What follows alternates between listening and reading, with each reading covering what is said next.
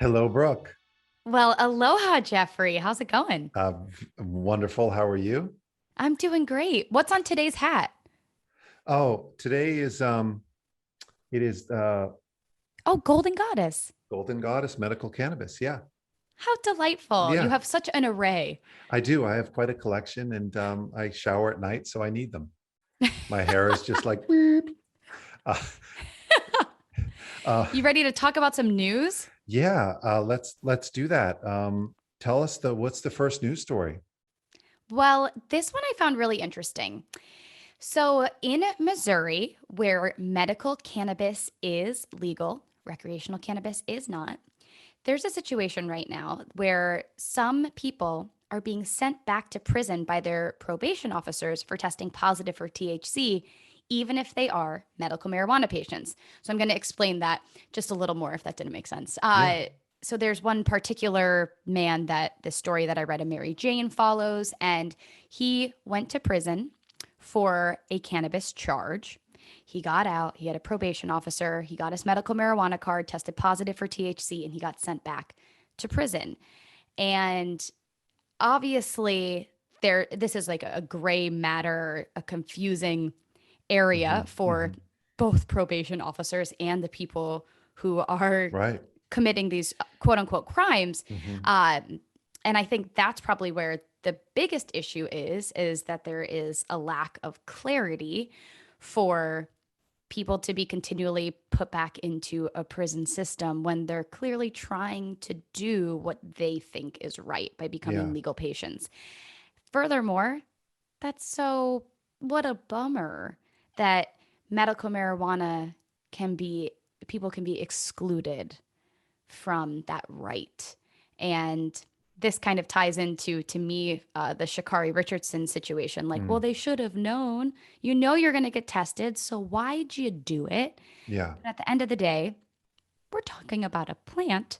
Uh, if this person had been taking other substances that aren't testable in drug tests, then Yeah. that would have been fine. But THC just always is Hmm. this big red flag of you've done something wrong. So, yeah, I Yeah. find that to be very interesting. If anyone listening is from Missouri, would love to hear your thoughts on this particular issue.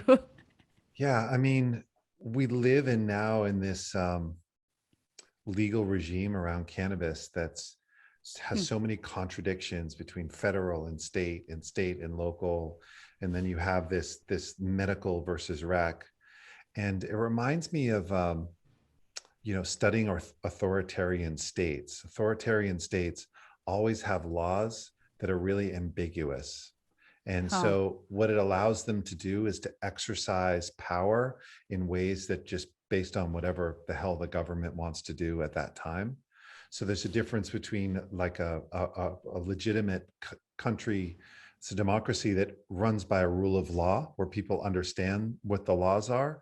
And then where there's other types of countries that are less free, where everybody has to be kind of on their toes because they know that somebody in power can fuck with them if they Mm. want to.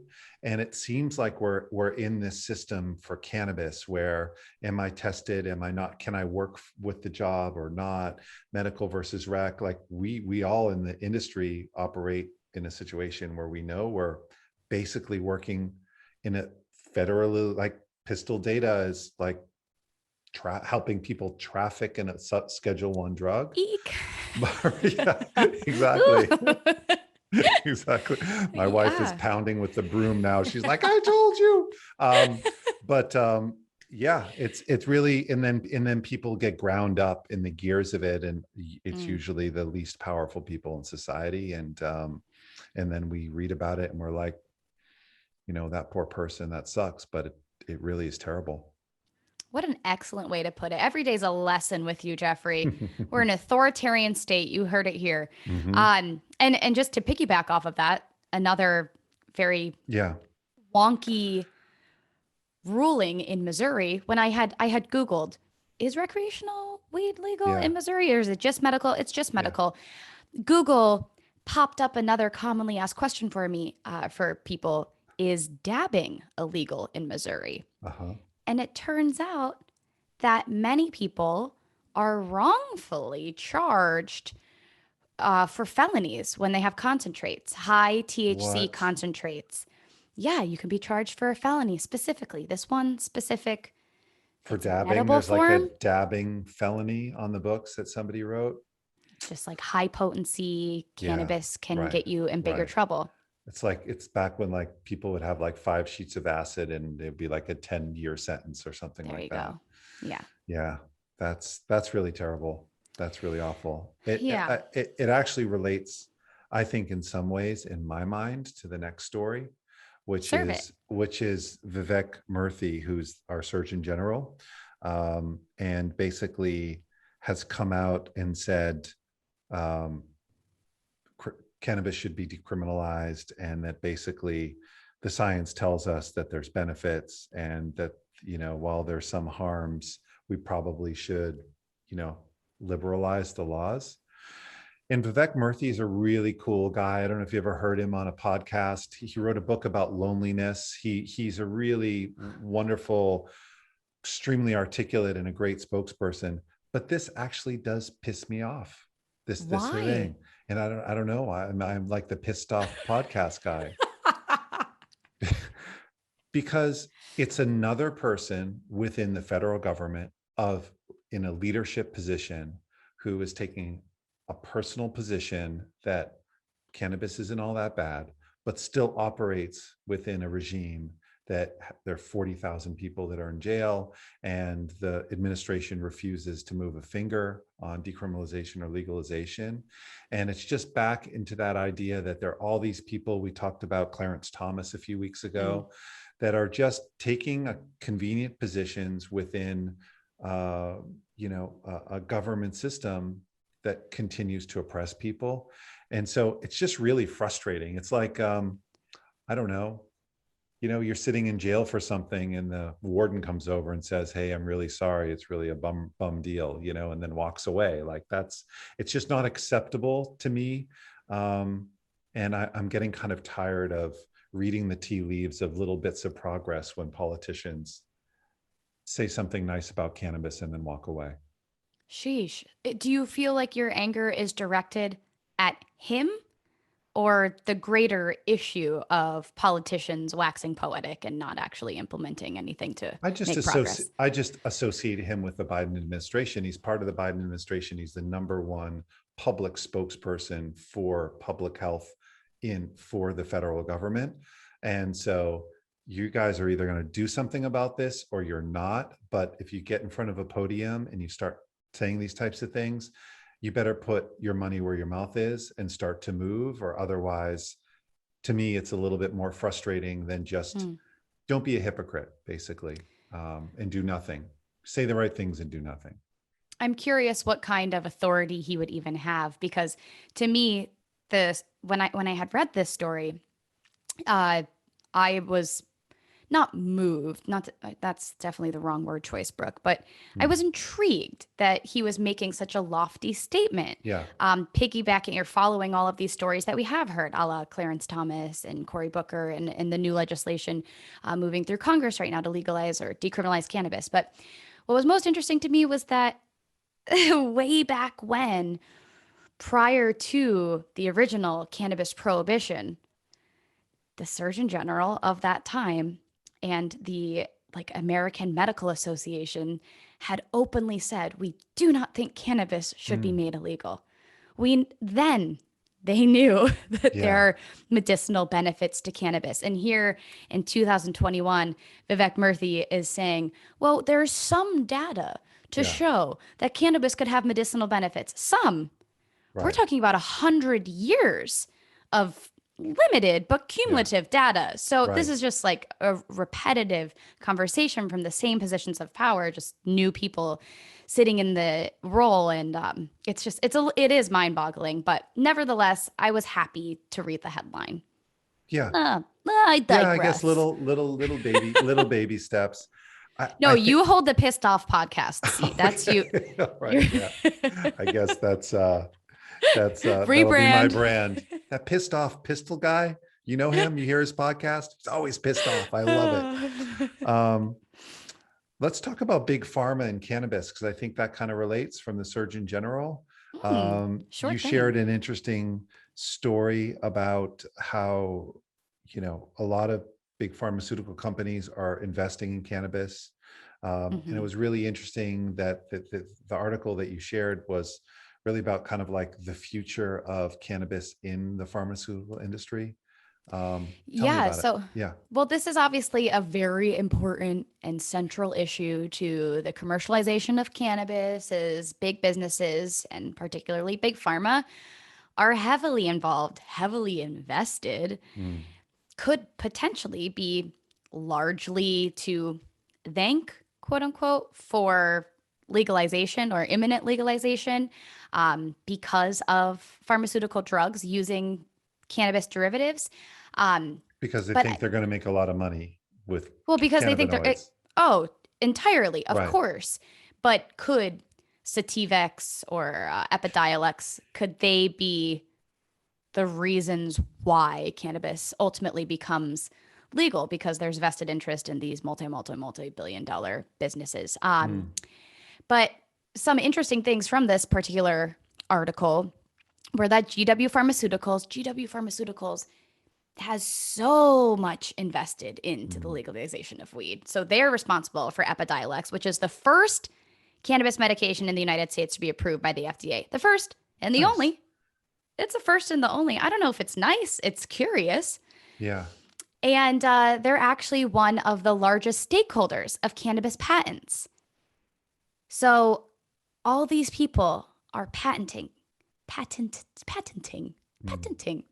cannabinoid medicines Yeah. to the detriment of, potential other research being done. Yeah. But it's both good and bad. Obviously, I want cannabis to be legal. I want more medicines to be Mm. created using the potentiality of this plant. But, you know, then you start to take it further and further away from its natural essence of a plant. Um, Right. And you also risk that the kind of allopathic, the MD pharmaceutical system controls access to the plant mhm, and warps it in the way that this same system that addicted millions of people on opioids, and just reaped billions and billions of dollars, and really is basically in the drug peddling business. I mean, they're, or totally. in the most organized in way possible. So yeah, there are a lot of risks there. Nobody loves big pharma, and I think there's a lot of reasons why, and that obvious. And yeah, I think that that's a big kind of watch out for cannabis. Like, it's great, big companies behind it. There's obviously a lot of problems, medical problems that people have that cannabis could solve, and big pharma has the scale and the chemistry to potentially Mhm. address those. Like, I'm not sure Mm. you want like a Humboldt farmer to be developing a strain for epilepsy. Like, that may not be the right, you know what I mean? Like, but at the same time, um, it wouldn't be a great system in 15 years if you needed a prescription to, you know, get an edible. That would Right. really suck. Right. And Yeah. I'm curious, as someone who works in data, most of the clinical trials in the US being performed right now on cannabinoids are actually run by pharmaceutical companies. Hmm. What I had read from, there was like 100 or more studies on cannabinoids right now. I'm sorry, clinical trials. Mm. Uh, about 80 of them are GW Pharma, and I forget the other company. I think it's Sanofi, something like that. Yeah. Um, I don't know. Do you think that's problematic? Do you think it doesn't matter as long as the research is I being don't done? I don't know much about. I think that it's a whole industry, and you've got these some players that basically they run a lot of trials, and then they try to develop some particular molecule, then that works, and then they sell it to the bigger companies. I don't know a lot about these. Like Mhm. Sanofi obviously is a super big company. I don't know why GW is in front. Um, it's probably just specializing in it. But you And know, almost I, quietly, right? yeah, This all yeah. feels like it's happening so quietly. Yeah, there's a lot of people. I think there's a lot of companies.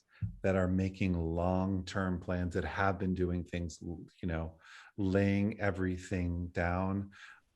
This is a conspiracy theory of mine, but like, Yeah. what you love conspiracy. Yeah. I mean, you hope that things are not being slowed down in order to wait for all the pieces to be in place for the existing system to basically take things over, because that would be sad. That would be Of sad. course. Yeah. No, I've totally Um, had the same thoughts. and our last news story, thinking of talking about slowing things down, we have Great transition. thank you, a politician in New York, Andrew Cuomo, the governor of New York, I've heard of him. that seems like he's slowing down the cannabis development of the cannabis market because he's pissed off of some board seat for the MTA or something like that. Yeah, another senator had actually said that his association of the MTA board seat that he wants to split into two positions, and his cannabis market, it just like is disturbing to her, that he thinks that there's somehow he can't do one without the other. Hmm. I think he's just, It's stalling on cannabis yeah, because he can't get his way in another yeah, arena. right, That's pretty obvious. yeah, To me, Cuomo is just a politician that plays dirty. But yeah. lest we forget, Cuomo, you slow things down too much and your sexual harassment charges will Ooh, resurge. ooh, Let's ooh, bring ooh, them ooh, back to ooh, the ooh. surface, Brooke, baby. threatening, I'm threatening infamy on a I'm gonna dig politician. deep. Yeah. And if he waits too long, Connecticut and New Jersey and those markets will open up, and already I guess people travel to Massachusetts to buy weed. Seems like a long way to go, and you can get it delivered in New York City, but still, um, yeah. I mean, when we think about for our business, like we don't even think about New York. Like it's very clear to me, New York is not going to be a market that's developed for many, many years, and Huh. doesn't surprise me that it's being slowed down. It's been it's been years in just building the legalization framework, and yeah, it's going to be a while before you walk into a apothecarium in Manhattan. It's going to be a really long time. That just doesn't connect for me. That totally doesn't make sense. But I would say for New Yorkers out there, Mhm. there's no term limit for your governor. So, Lord Almighty, do not reelect Cuomo in 2022. If you Okay. want legal cannabis, find a new guy. That's that. All right. Okay. You, We're you taking heard it here first. I'm a political from the Angry consultant now. Podcast telling you, yeah. Um, shall we move to the stat of the week? Pew, pew, pew, Pew, pew, pew, pew, pew. pew.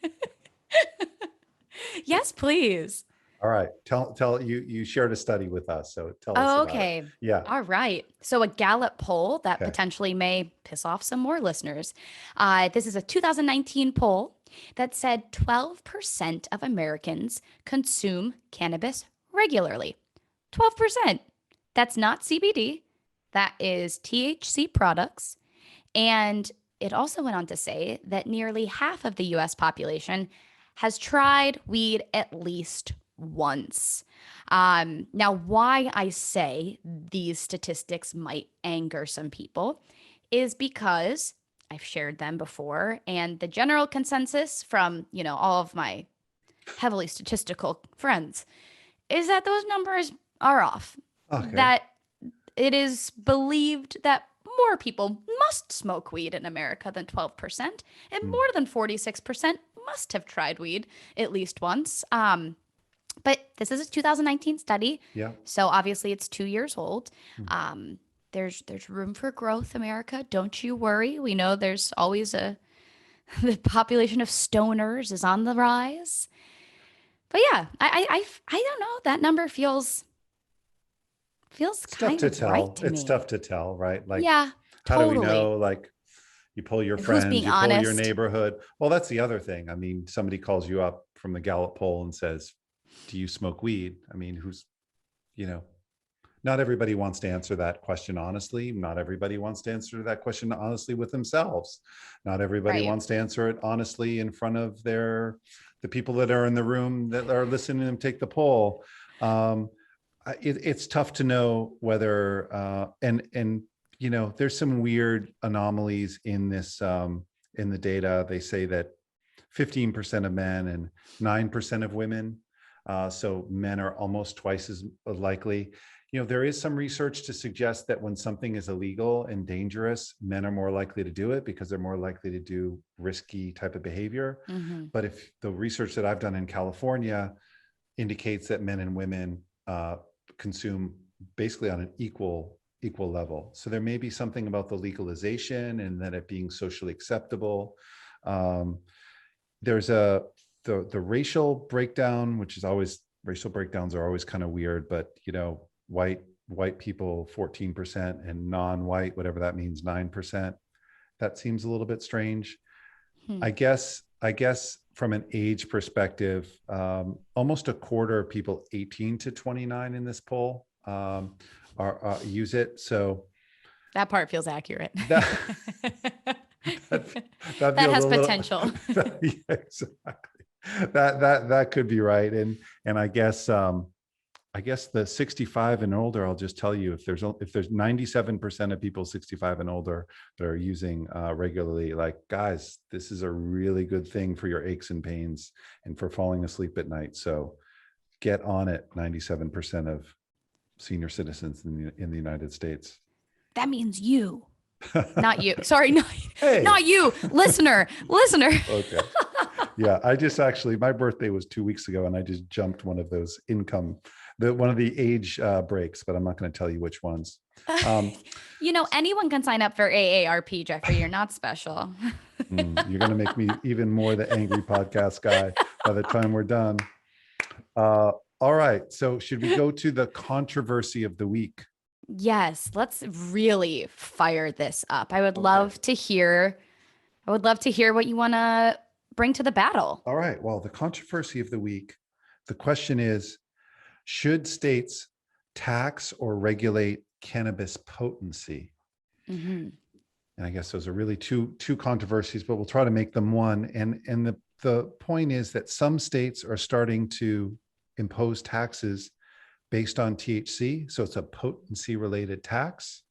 I believe that New York State actually has this in their laws, that certain amount of tax per active ingredient in different types of products, which is one thing. And then the other thing is that the Virginia proposed legislation actually has caps, has limits on potency, which is 30% for flour and 60% for concentrates.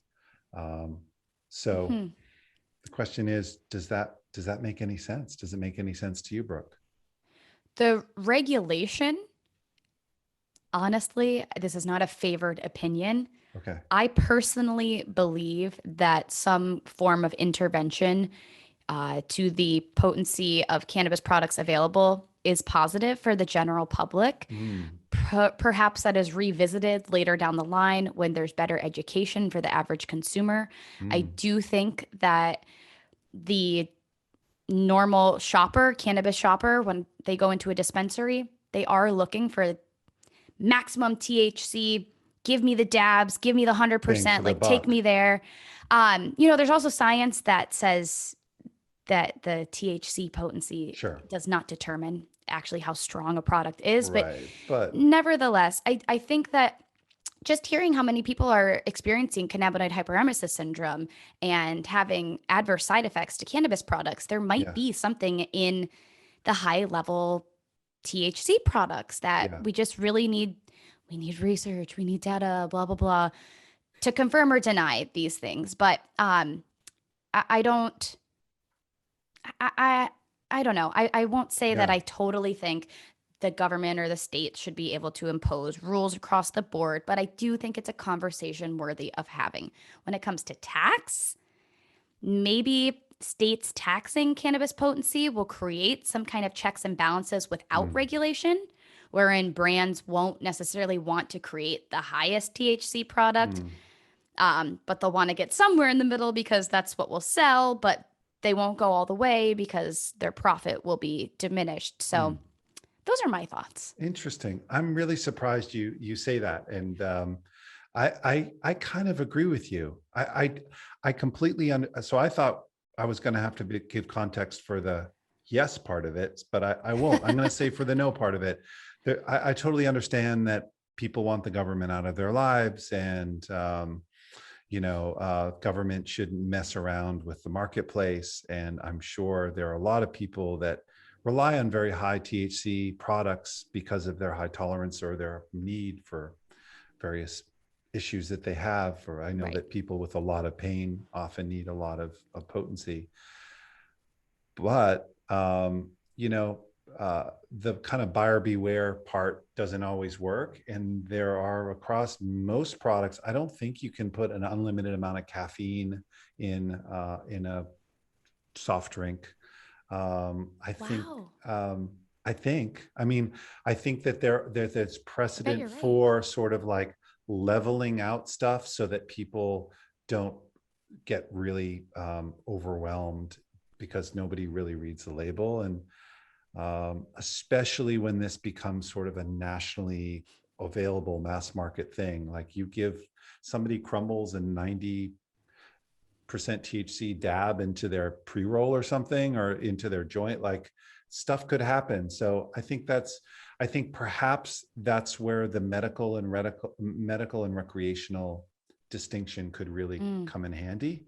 Mm-hmm. That in the rec market, if there is a rec market, that there's some limitations, but people who need stronger stuff Can get a have to, prescription. either jump through an extra hoop or at least identify themselves in a certain type of way that's what they need, or that's what they want.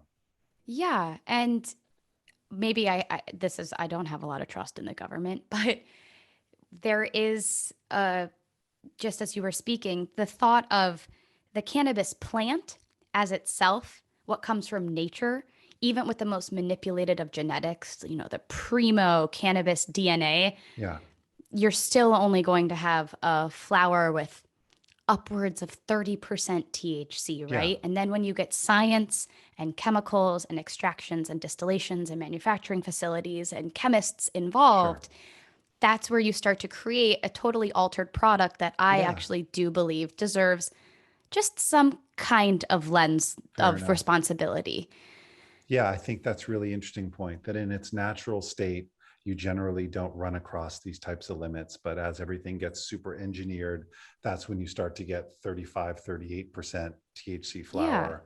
And that's not necessarily, the status quo that we need to, kind of the natural way of things. Okay, interesting. Great controversy. I like Yeah, I like that. yeah, yeah. Huh. Didn't think I had formulated an opinion on that yet, but I'm And ready to go it's on my soapbox. it's funny. I don't feel angry anymore. I don't know. Cool. Wow, Well, we've really purged. well, it's wonderful to talk to you, Brooke. I'll see you next time for the Pistol Podcast. The Pissed Off Podcast.